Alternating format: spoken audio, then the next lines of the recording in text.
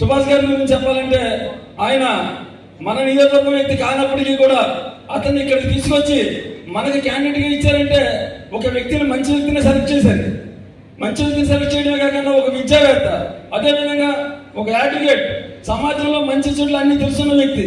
ఇలాంటి వ్యక్తిని ఖచ్చితంగా మనందరం ఎన్నుకోవడం వల్ల ఖచ్చితంగా మన నియోజకవర్గానికి మంచి జరుగుతుందని మా అందరికీ కూడా ఆలోచన ఉండబట్టే ఈరోజు మేమందరం కూడా ఆయన వెనకాల ప్రయాణం చేస్తున్నాం.